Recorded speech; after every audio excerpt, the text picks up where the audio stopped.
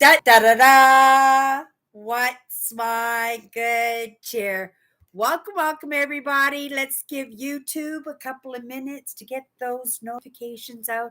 In the meantime, if you've never popped into one of my lives before, hi, I'm Cindy.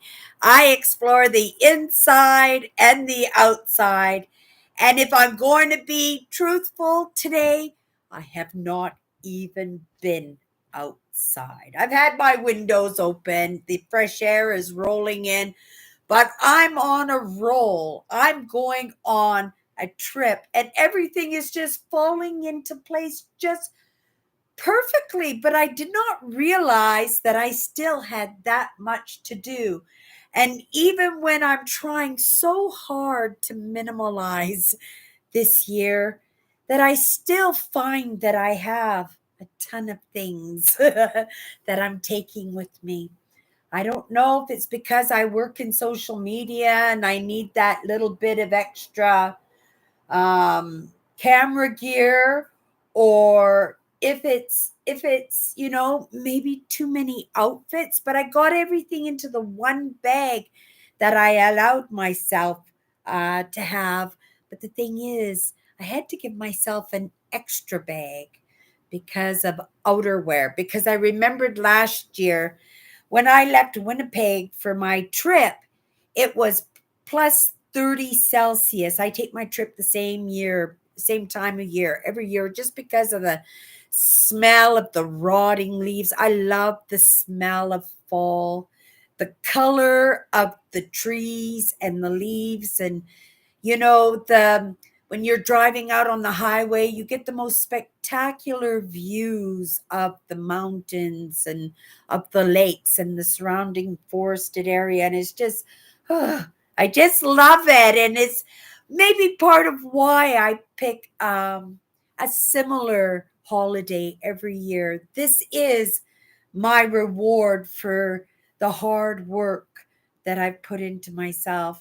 It's pretty sad because the work that I've put into myself has been a reward in itself. But in that programming, right, I have grown up to be a human being that it's hard to make moves without that constant reward coming in. And I have to be honest in that. And I am grateful that I picked a profession. Is it a profession? It's my movement 100%. It's my story that I've chosen to come here and share each and every day, because I do show up fresh like a loaf of bread on my platforms, because I understand that, at any given moment, that even though we're like perfectly fine in this moment, that it sometimes only takes an unkind word or an unkind action, a mishap, right? A heartbreak, an unexpected sense of grief. And I'm going to stop right now to send some good cheer along with that fire truck and those paramedics. They are the same here in Manitoba. They have to be both. So you have to be a paramedic and you have to be a fireman here in Manitoba. And it works out really, really well economically. Having that first response action always there, right? So a chance for somebody to survive whatever situation is in. But I just wanted to take a second to give it some good cheer and hope that it's a false alarm, that they get to their destination and have to say, whoops, false alarm, gotta turn around. And how amazing would that be? Okay, you guys, it's Monday. And what do we do on Monday? We pick our new word. We have just completed our sixth word out of this dozens and dozens and dozens of words that I have here. We're picking 54, and I'm putting a deck together. The word we had last week was comfort, and right? And I thought, like, how am I going to fill up the whole week on comfort? And then Friday came along and I said, see you guys tomorrow. We'll be back at it, because, right, I had so many different perspectives on this word comfort. And I could have talked probably for a couple of more days on it. And I'm sure as we move forward, right, it will pop up again. But today we are picking our next word. And when we first pick the word, right, because I have no idea what word we're going to pick, it's going to be my first perspective, the first things that come to mind. Maybe it's a story, maybe it's some kind of intuition, maybe it's an experience of mine, or maybe it's a lesson that somebody that I take lessons from went through themselves, because I am grateful that I have been able to make quite a bit of movement and avoid quite a bit of pain by picking up the lessons of others who went through that pain for me, right? Uh, Kind of sounds like Jesus, doesn't it? But that's not the way it is. It just kind of popped in my head because of the analogy of it. But that's true, right? Because lots of times it just takes one person to take that step. It was like that ice skater, I can't remember his name, but the quad flip, he did this quad flip, and it took forever and ever and ever. Nobody could do it, and finally he did it. And after he did it, it was kind of expected in the figure skating world that you would be able to do it. And sometimes that's what it is. It's just somebody striving and working and taking the mishaps and the boo-boos along the way, learning it, and then passing that information along so that somebody else doesn't have to go through the same difficulty and the same pain as they did. And again, that's another perspective on the same kind of answer, because I learned that lesson. That's a mindset lesson, 100%. And I take those lessons seriously. At the very least, I give it consideration. If it comes across my path, if it comes in a suggestion in a video for me to watch, or somebody who comes into a conversation with me, I take those seriously, because I understand that those are the opportunities to pick up on patterning and pick up on some of those breadcrumbs and those serendipities that will lead me in a better direction or help me to stay on the right path, because we all know Cindy likes to go down those side branches. Okay, I got my highlighter, you guys. And for those of you who pop in later, because I know quite often you guys like to come in and put your feet up and relax a little bit with me, and I'm grateful for that company too, right? So I hope you get something out of this. But okay, let's get a first impression, and let's get our first word. Sorry, it's not even our first word, it's our seventh word out of all these words. And the word we're going to pick today is wow. It's a big one too. We picked the word risk. I'm going to highlight it right now. And the first thing that comes to mind with me in this risk is the fact that, I've only woken up to some of these ideas. Maybe, like maybe it's been a process. Maybe it has been a process, looking back and taking the lessons and understanding things the way that I do, that I can see that there have been lessons throughout my entire life, and grateful for the ones that I've picked up, right? And grateful also for at least being able to see the ones that I passed on, the ones that maybe I wasn't brave enough to, right, take on as my own. And that's the risk of it, right? Because we're so worried about what other people think of us. We don't want to look like a kook, but we are uniques. All my life I have been different, right? I was an obese child, and that difference was not with intent. It wasn't by choice. But once I was different, and once I was not able to shake that difference in me, that it wasn't going to be something that was going to be overlooked, in order for me to survive, in order for me to be able to get through whatever, right? Criticism, abuse, bullying, Right? Sticks and stones, the exclusion, the rejection, the pointing at, the not being included, right?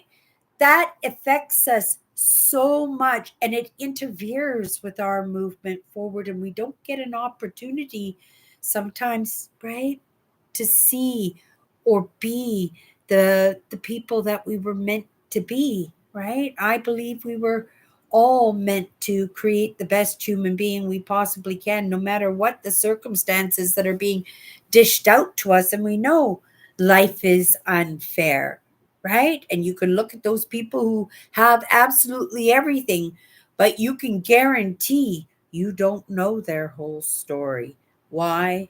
Because they don't want to take that risk. They don't want to have that judgment from other people. They don't want you rolling up the eyes. You don't want them questioning. They don't want you discovering, right, what makes them human, right? Because, well, I understand it. I understand it myself, right? I do believe that in some aspects it's been referred to me, and I agree that I am naive in some aspects of the topics that I'm moving into.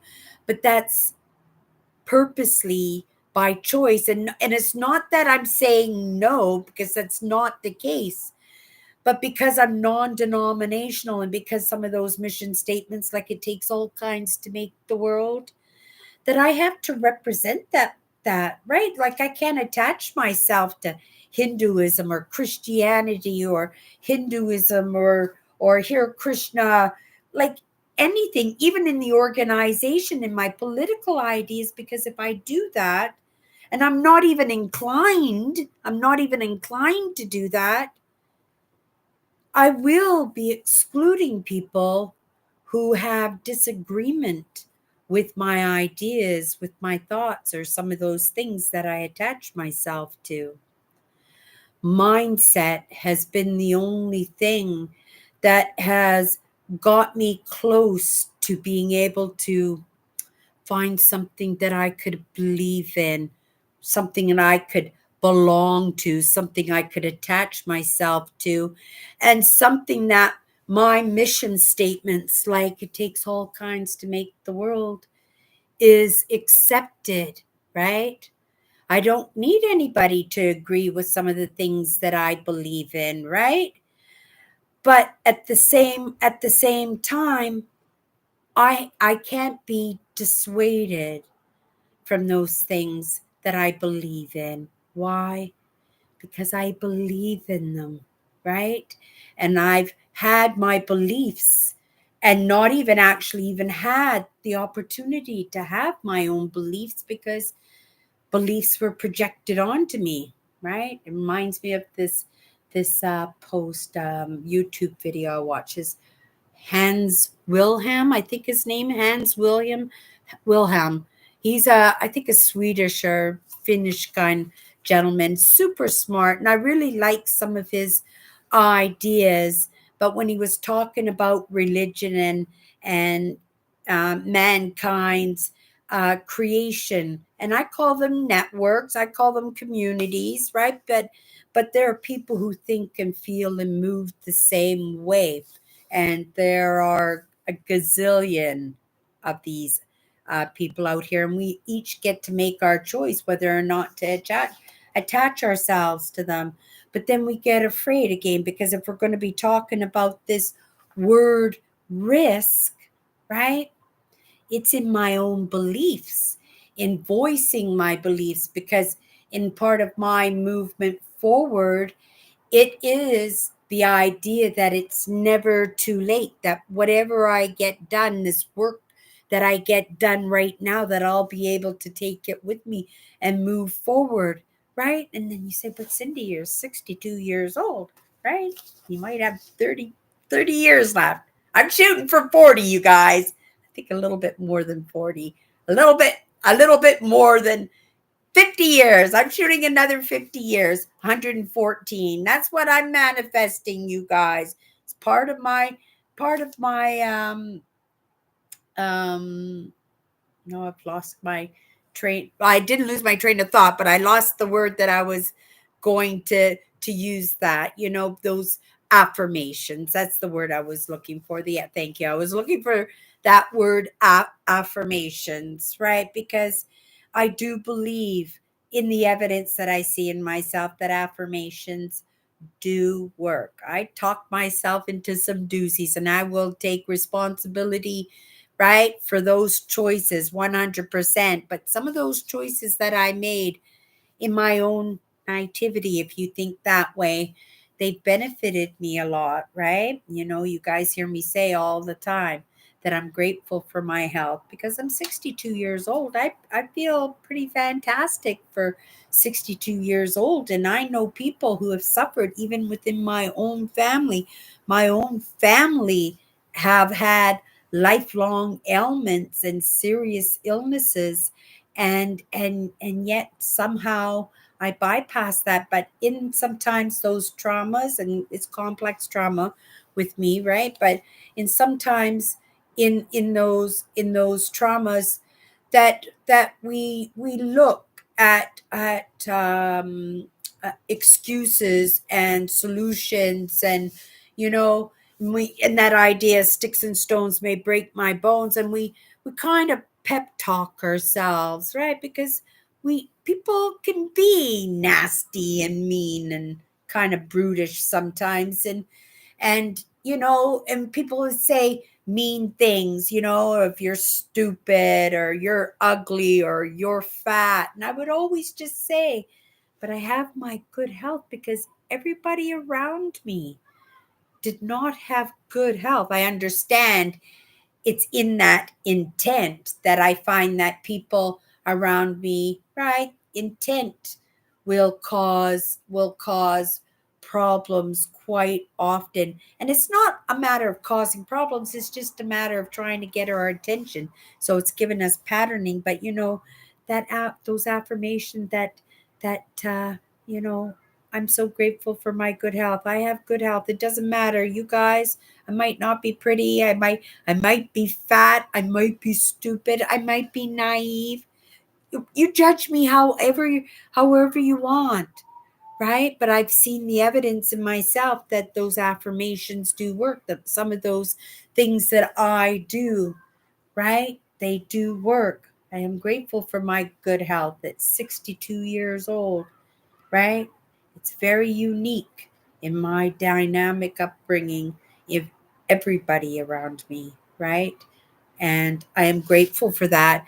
But it is in those affirmations that my good health is. And right, I do believe that because it's something that I've been doing unintentionally all my life. So, you wake up tomorrow morning, right? Even if you don't feel fantastic, I tell people all the time, even if you don't feel great when you wake up in the morning, you have to talk yourself into it. Oh, I feel a little bit better today than I did yesterday, right? Even if your sleep wasn't perfect. Oh, I slept a little bit better yesterday. And it's not convincing yourself, right, that you feel better or you're sleeping better or things are moving a little bit better.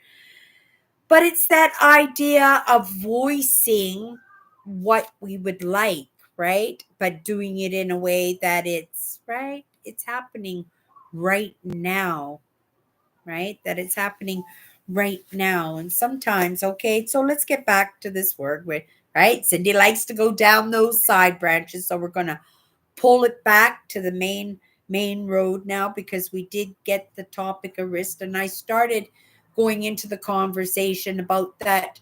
My first impression is about worrying about what other people would think, and we know that, right?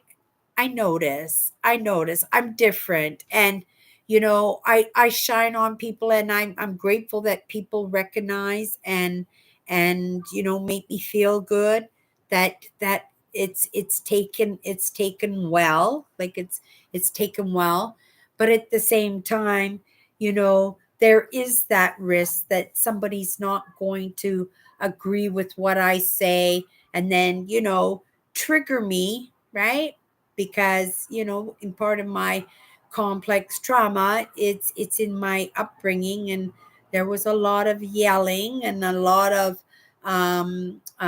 volatile, inconsistency that was right could happen at any moment, and that it's like a volcano. You never know. It's like an earthquake. You never know when it's going to happen. But sometimes in our hypervigilance, we'll really pay attention to those tremors and stuff, and read into things and stuff, and right again, that interferes, and drawing it back to that main trunk again. I'm excited. I really am excited.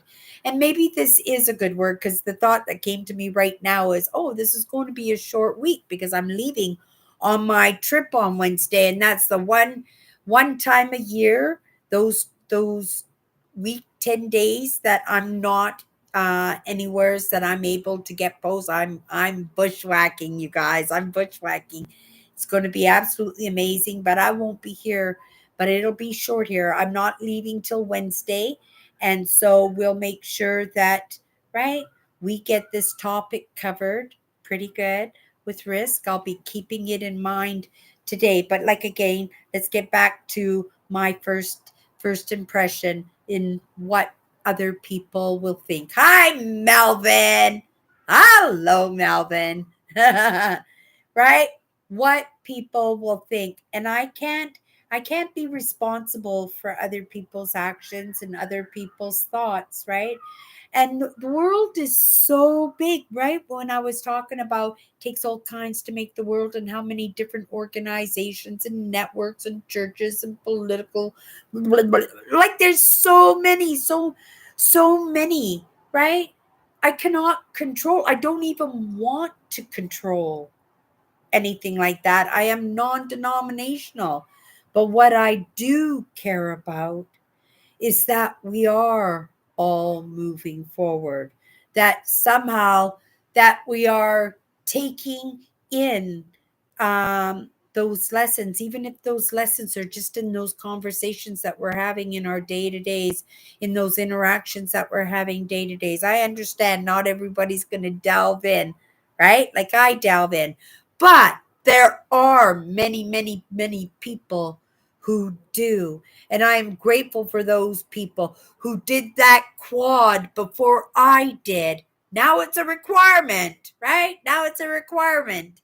You'll have to come back in earlier to see what I'm talking about there. Where I was talking about that figure skater, Melvin. That one before they were doing, they had to do flips, and he practiced. Nobody ever even thought the quad was possible. And when he did it, it was absolutely amazing. He became a superstar, right? He became a superstar. But not only did he become a superstar, it became the norm. And then all the other figure skaters ended up, right? In order to get those high marks in the competitions, had to do that one. Okay, you guys. Okay, so get back and into risk. I'm gonna just have a sip of my coffee. Look at the fall color ones. I picked the cup with the fall colors. I did not stop today, Melvin. This is the first time I'm stopping since I got up at 7 o'clock this morning.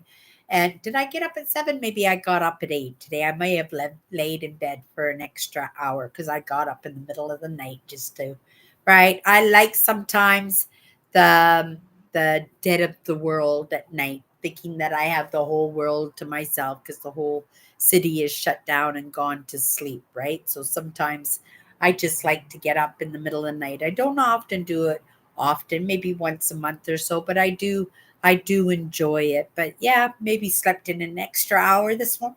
But when I got up, I just went to town. You guys, I did 4 loads of laundry.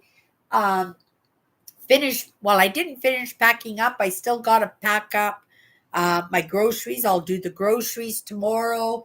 I'll make sure all my camp spots are all, well, not all the camp spots, but the first few, because a little bit I want to leave open for unexpected, because they're bigger parks. I know I can get in. If I just drive in, I can pick a spot, whatever, right? So I'm good with that. But there are a few parks, the first couple of parks at the very least, I do want to book them because they're absolutely beautiful and I found perfect spots by water. So I want to get those booked up. I also have a little bit of running around to do. And then, of course, I've got to finish. Everything's packed pretty much. I got to take care of the cat. I'll take care of the cat tomorrow. My sister's watching my place. I'm going to do all my bedding and everything because when I get home, I'm going to want to have a nice clean bathroom. So that has to be done too, right? Because I'm going to clean the tub because I'm going to want to soak in the tub. And then I want to crawl into a nice clean bed because being away for a week or 10 days, right? I'm going to be ready to have a good sleepy when I get home. So I want to make sure that everything is ready to go, that when I walk in the door, right? I could go, I'm home, right? What a fantastic holiday. Tomorrow will be a day of rest, and then let's get the video editing. Let's get the video editing done. Then, of course, right? I am quite used to delving into lessons and keeping up on what everybody's doing, that I'll want to, right, catch up a little bit in that. And then we're right back to it. And I have to remember that part of the risk of what I do is understanding, by being highly sensitive and being empathic, that sometimes I can be triggered, and sometimes I need a little bit of a boot in the butt, or sometimes I need a scary situation or something breathing on my neck to get things moving a little bit in my life, right? And that's a trait we all have, and I am grateful for the lessons that I've gotten that help me to understand that even in my baby steps, I'm able to get things done that way. But I understand that part of the risk is getting too relaxed. When we learn the lessons, we start getting comfortable. So part of this trip for me um, is to, right, spend some time with myself so that when I get home from this amazing reward for the work that I put into myself and showing up here every day and getting the lessons that I get right, and then probably in that opportunity to take those lessons, avoiding, because I'm here every day, avoiding maybe divvying out a lesson that might not serve any of us, right? And I do that in baby steps. I take in a lot of conversations, a lot of experiences, a lot of lessons online, and I have to say that I maybe absorb maybe 20% of it, right? And when you talk about believe, right? And that's also part of the risk, right? What percentage of that 20, what of that 20% is really, really important? Can you take on as unknowing that you can take on as something of a tool, maybe that might help you or help somebody else down the road? And then you have to toss the rest of that. Well, it's not necessarily tossing it off to the side, but it is a little bit of putting it on the shelf, only for referencing. No, you know what I mean? It's not for us to just keep that chitter chatter going on in our not minds, but we have to see for ourselves what lessons we're taking in the moment are actually for the moment, and what is something in just preparation for something going on down the road like that. And it's in my decision, and I understand that in each one, what to decide, what to take on as a part of me, what is something that maybe I can delve in a little bit, only so that I can understand all kinds, right? So I can understand all kinds. It's not so that I can, well, it is a little bit of relating because you have to put yourself in somebody else's shoes. Hello, Kathy. Hello, Kathy. Because you do have to put yourself in somebody's shoes. So there is that sense of relating that way, but it's not taking it on as my own. That's what I'm trying to say here. Like, that I'll be able to have these conversations because, for a lot of different ideas and a lot of different communities, the ideas are the same, but how they're presented, the perspective of it is just a little bit different. So this week, Kathy, we got this word risk. And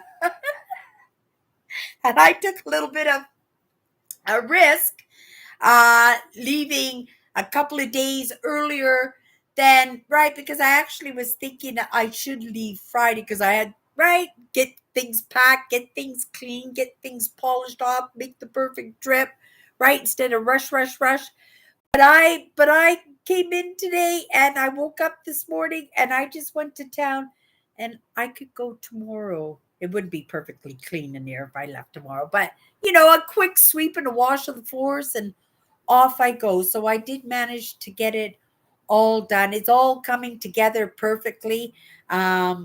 Tomorrow we will delve a little bit deeper.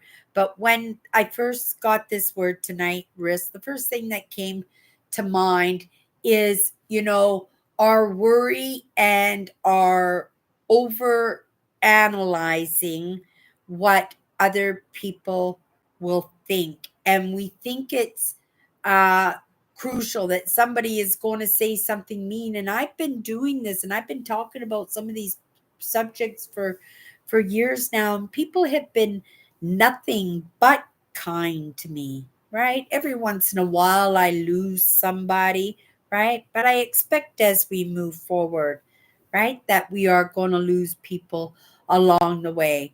But it's not like it was anything bad or anything. It was just that they got the lessons, and right, that time that they were spending with me could be spent maybe learning something else or being with somebody else that would serve them a little bit better, right? So I'm not averse to losing my audience, right? But it does hurt, doesn't it? And I think I've mentioned it a couple of times, those sticks and stones, and and I don't know why I'm mentioning it, because people on the norm are not unkind to me, right? When they are, it can be right interesting, but it's not the norm, because I do believe for the most part when it comes to human beings, right? And regular in our regular day-to-day interactions, that for the most part people are considerate. But there are, say 8 out of 10 people are okay with what you're doing. And the other 2 out of 10 people, oh, that right, you irk them. Right? But one of those people will know if you don't have something nice to say, don't say anything at all. Just quietly go on your way, right? But then there's that 10th person.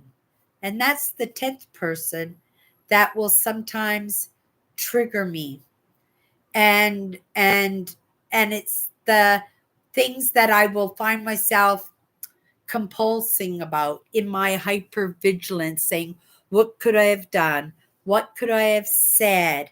Right? How can I appease the situation? How can I make it all better? And being highly sensitive and being empathic, I do it, quite often, stumbling over myself, when I could hold my ground a little bit. But I think, I'm picking my battles, I think, sometimes, right? Maybe it is a little bit of that childhood programming of turn the other cheek, right? Sometimes we can sense if you come at somebody, and I'm never one to yell at anybody, or, right, if somebody fingers me off, I'm not going to finger them off or anything like that. But I do believe that nobody should walk away from a situation or what they've done, something unkind or hurtful to somebody, just to be able to walk away and not have any consequences for what they've done. I always have tried at the very least to bring it to their attention, because I truly believe that if you don't do anything, you don't say anything, that gives somebody the permission to go off and do that to somebody else, right? And so, sometimes that risk is jumping in when you don't want to. And again, we worry about what people are going to think, what people are going to say, and we overanalyze, right, in our hypervigilance. And we'll go straight to the worst case scenario rather than just saying, right, why don't we play this out? Right? Why not just let it go? And if it happens to pop up in the conversation, if somebody does, right, in that moment, you could ride those waves. You can decide in the moment whether it's not important, and you could just, right, turn your cheek on that, right? Even if you don't want to. Or if that person you think might go off and do an unkindness or do the same thing to somebody else, maybe there's somehow that we could bring it into their attention. But then again, there's that risk, right? If we don't feel it out properly, how will that be received? And will we be in our resilience be able to receive something back if that's the chosen route, right? I'm just thinking of my interactions at school. There were some times that I had to jump in. Sometimes I did it for others. Sometimes I was just sticking up for myself. Sometimes it was just in the peacocking, you know what I mean? Where you make yourself big and you're up tough and right, you raise your voice and bring it on, bring it on. Because we have that little bit of intuition to say, that person's just gas, right? So if I can give them a lesson right now, right, not unkindly, but bring it to their attention, right, and do that, messing with me, right, and do that little bit of voicing if you have that, right, that idea that they're just all peacocking and stuff, that sometimes you can help somebody, and you might not even know who it is, because it could be 2-3 days down the road, and that person's going to think twice about coming all aboard somebody, because, right, they got a little bit of a lesson when they came aboard you, right? But we, each one of us, have to take those risks. And that's the thing, those risks are those choices, right? The risks are the choices that we make. I know I love coming home to a clean house, whether or not I'm coming home from work or coming home from getting the chores done on a day off, like to know that the laundry's done, the bed is made, the floors are clean, the dishes are done, that I can come in, right, and just sit down and just, right, get into whatever I want to get into, right? I I stay in contemplation no matter what I'm doing. Like today, I was taking in lessons all day long as I'm doing things, but I was taking lessons from myself. I was taking lessons on some of those topics, and I had some really, really interesting topics. There were some percentages.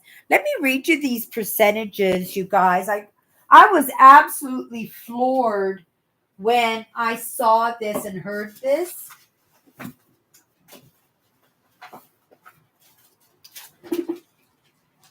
That in the past decade, you guys, you won't believe this, suicide has increased by 48%. That's a cry for help. That is something that we should be taking serious in trying to find solutions, and finding out what these problems are. I was flabbergasted, and this is like in the last decade, you guys. 48% suicide has increased. I had an uncle who committed suicide. He suffered from depression, and nobody in the family knew. It was a totally surprise. Again, keeping our problems to ourselves and not talking about our problems, right? He was, I think I was maybe a year old or something when he passed away. I don't remember him. I do have pictures with me with him, but I don't remember him in any way. And my dad didn't talk about him an awful lot. It was just my dad had one brother and one sister, younger brother and younger sister.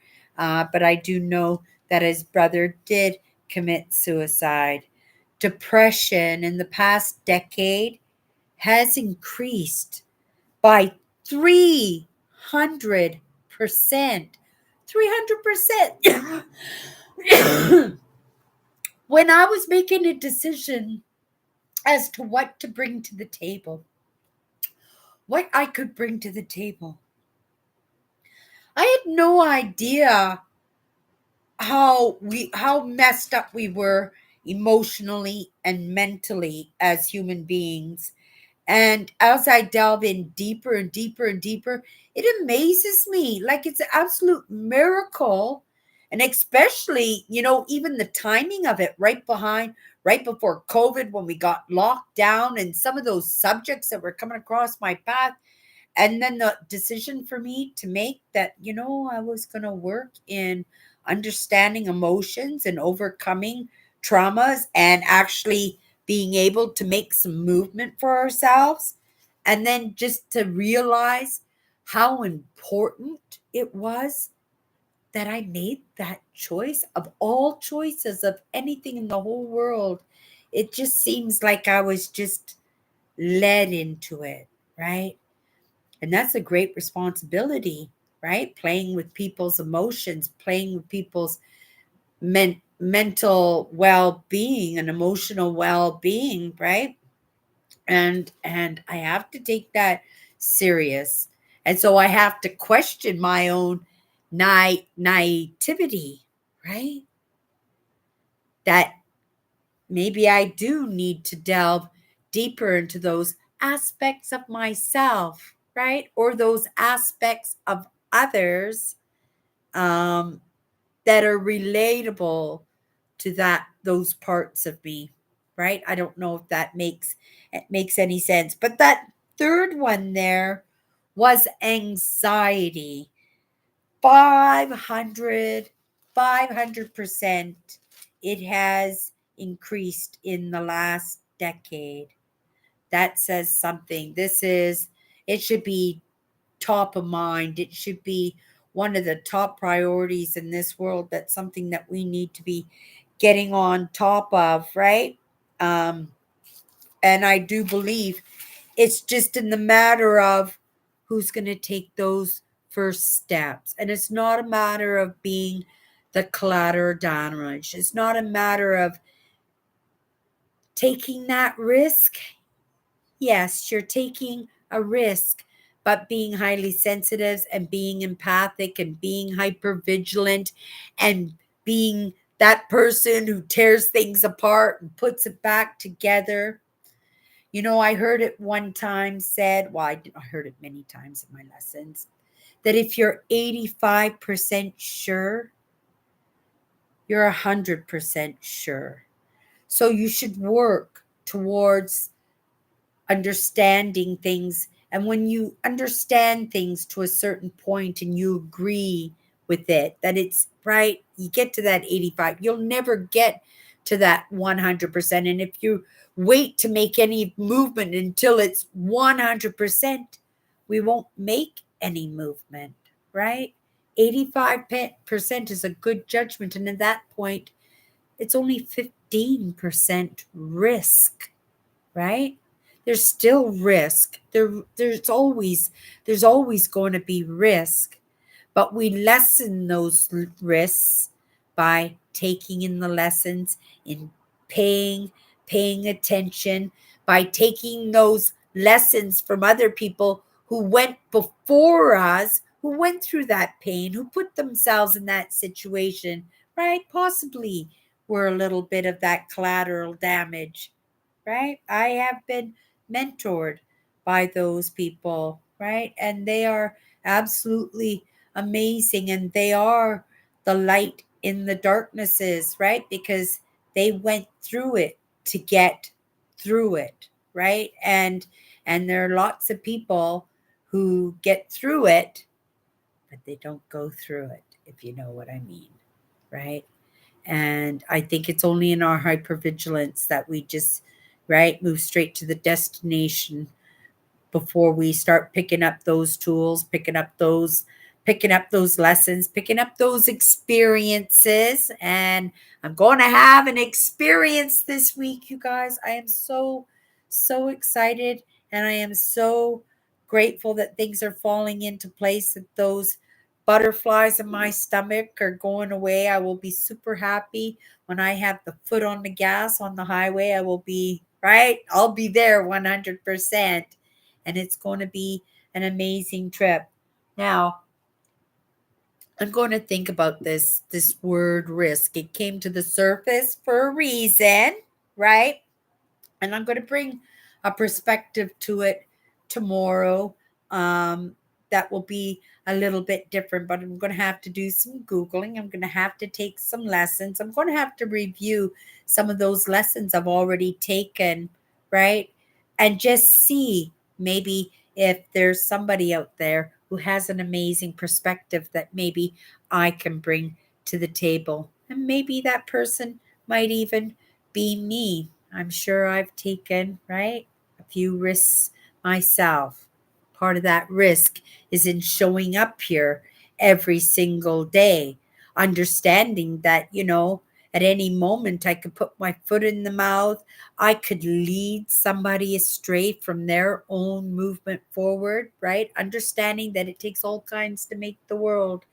That's something that I said, right? In the experience that somebody had with me, it would break my heart to think that they were stalled out on it because, I took a risk without feeling it out, without having those little tidbits of insight, without at least getting to that 85% before this is the way it's done.